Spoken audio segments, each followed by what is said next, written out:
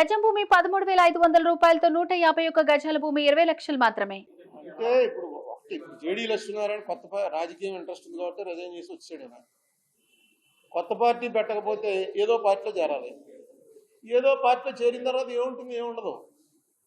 కొత్త పార్టీకి ఏమి ఉండకపోవచ్చు, అది వేరే విషయం. కానీ ఏదో ఒక పార్టీలో చేరిన తర్వాత ఆయన గ్రాఫ్ ఏమి ఉండదు అసలు. Next IPS officer, corruption charges లేవు, 10 ఏళ్ళు సర్వీస్ ఉండగానే వచ్చేసినట్టున్నాడు. 10 ఏళ్ళలో 8 ఏళ్ళలో సర్వీస్ ఉండగానే వచ్చాడు ఆయన.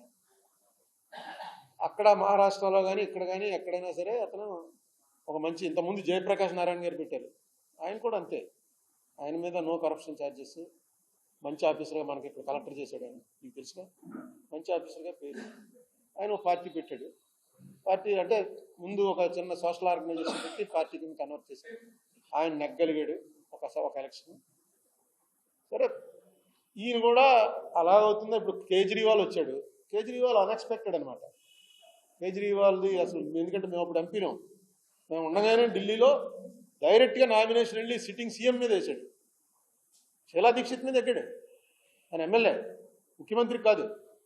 ఎవరో మేము ఎక్స్పెక్ట్ చేయలే. ఇదేదో గొడవ బాగానే ఉంది, బాగానే చేస్తున్నాడు. అంటే అక్కడ ఎడ్యుకేటెడ్ ఎక్కువ ఉంటారు కాబట్టి, ఎక్కువ మంది పబ్లిక్ సర్వెంట్స్, ఎక్కువ మంది ప్రైవేట్ వీటిలో పనిచేసే వాళ్ళు, ఈ ఓటుకు డబ్బులు ఇవ్వడం అవి ఢిల్లీలో ఉండవు. అందుకని అదొక వేవ్ కింద వచ్చింది. సో జేడీ లక్ష్మీనారాయణ గారికి పూర్తిగా పార్టీ పెట్టే హక్కు ఉంది, దాన్ని ఎవడో క్వశ్చన్ చేయలేడు. సెకండ్, ఆ పార్టీ ఎలా ఉంటుంది అన్నది ఆయన ఏం చేస్తాడో చూడాలి. నేను సీట్లు ఏమి వస్తాయని అనుకోవట్లేదు, ఎంత పర్సెంట్ ఓట్లు వస్తాయి.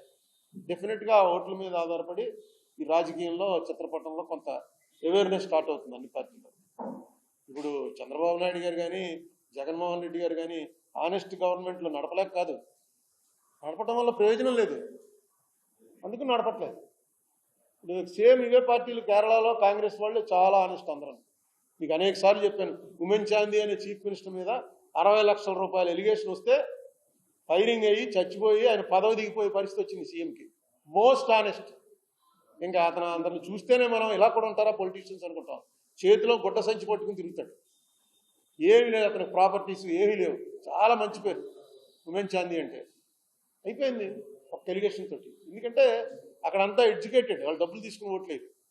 ఏమో లక్ష్మీనారాయణ గారు ఏం చేస్తారో, ఎవరికి ఏం చెప్తారో, ఎవరికి ఏం చెప్తుందో, ఇంకా 4 నెలల టైం ఉంది.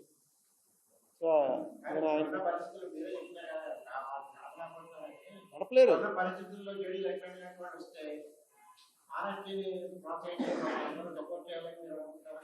రానివ్వండి, అసలు ఆయన ఎజెండా ఏంటి, ఆయన వ్యవహారం ఏంటి, అక్కడ ప్రకటించగానే మనం అలా చెప్పేస్తాం అభిప్రాయం.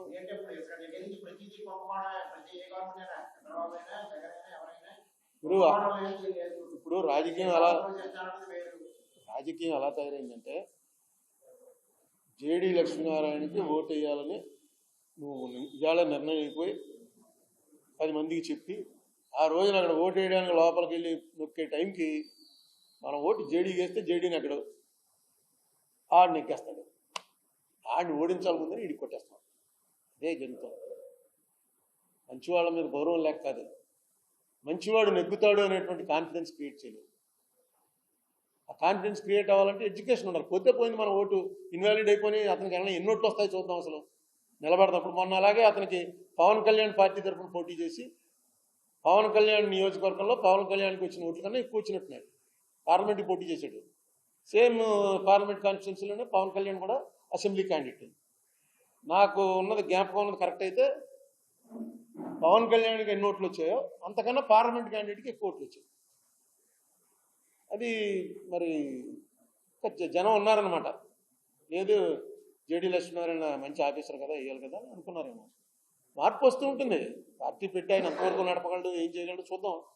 బట్ నేనైతే ఏదే పార్టీ, ఎందుకే పార్టీ అని మాత్రం అన్నాను. పడచ్చు, ఇది కూడా ఉంటే ఇదే ఓట్లే, సీట్లు వస్తాయని నాకేం నమ్మకం లేదు. ఓట్ షేరింగ్ డెఫినెట్గా పెరగచ్చని అనుకుంటున్నాను.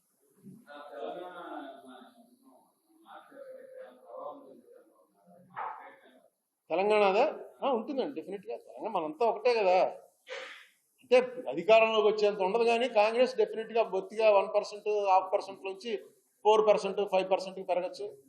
ఎవరితోన్నా ఎలియన్స్ వెళ్తే కొన్ని సీట్లు కూడా రావచ్చు. ఉన్నారు, అందులో చాలా మంచి స్ట్రాంగ్ క్యాండిడేట్లు ఉన్నారు, కానీ పార్టీకి ఓట్లేసే పరిస్థితి లేదు.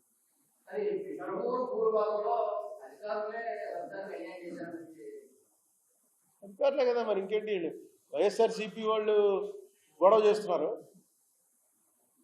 తెలుగుదేశం వాళ్ళు ఎక్కువ మంది, అందరూ కాదు, పట్టాదారులు ఎక్కువ మంది వైఎస్ఆర్సీపీ, కౌలుదారులు ఎక్కువ మంది కాదు. ఈ పరిస్థితిలో వైఎస్ఆర్సీపీ గవర్నమెంట్ ఉండగా అక్కడ జరుగుతుందంటే ఎమ్మెల్యే వాళ్ళందరూ వచ్చి వీళ్ళకి సానుభూతి ప్రకటించి అన్ని చేశారు. ఎమ్మెల్యే వీళ్ళతోటే ఉన్నాడు, పట్టాదారులతో. సో డెఫినెట్గా ఆఫీసర్లు చేశారు. ఆఫీసర్లు ఎందుకు డబ్బులు ఇచ్చి చేశారండి అని వీళ్ళు అంటారు. అందరూ కలెక్టర్ దగ్గర నుంచి కింద లెవెల్ వరకు అందరికీ ఎవరి డబ్బులు వాళ్ళకి ఇచ్చారండి అని. అదే విచారణ జరిగితే బయటపడుతుంది.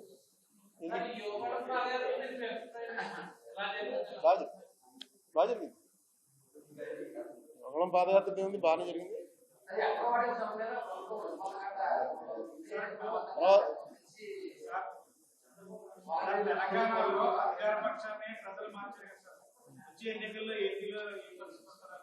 అదే చెప్తుంది, ఏపీలో మామూలుగా ఇన్కంబెన్సీ, యాంటీ ఇన్కంబెన్సీ డెఫినెట్గా అన్ని చోట్ల ఉంటుంది.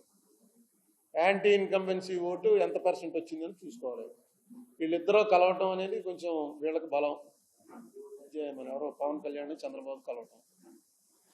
సో ఎలక్షన్ అనేటప్పటికి ఇప్పుడు ఇక్కడ ఈసారి జరుగుతున్న ప్రయోగం భారతదేశంలో ఎప్పుడు ఎక్కడా జరగల.